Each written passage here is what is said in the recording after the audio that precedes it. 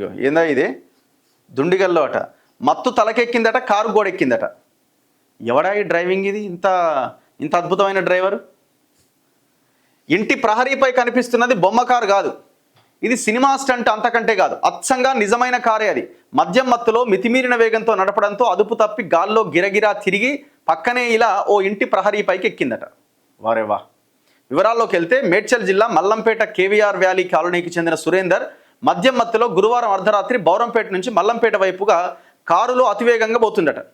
12:20 ప్రాంతంలో మహేశ్వరం వద్ద కారు అదుపు తప్పి రోడ్డు పక్కన ఉన్న రాయిని బలంగా ఢీకొట్టింది. దీంతో ఒక్కసారిగా గాల్లోకి లేచిన కారు బొంగరంలా తిరుగుతూ పక్కనే ఉన్న జీతయ్య ఇంటి గోడ పైకి వెళ్ళి ఆగిందట.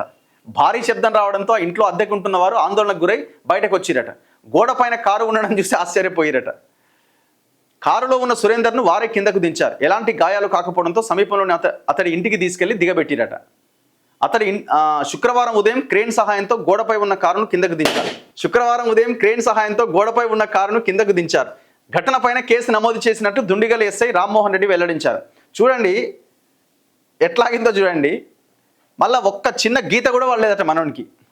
కారు కూడా ఇంత డ్యామేజ్ కాలేదు చూడండి. ఏదో చిన్న చిన్న డ్యామేజ్లు అయినట్టున్నాయి. చక్క గిరా గిరా గిరా తిరిగి గోడ మీద ఆగిందట. నిజంగా తీసుకుపోయి పార్క్ చేసినట్టే ఉందిగా. మనోడు ఎంత తాగిండో మరి.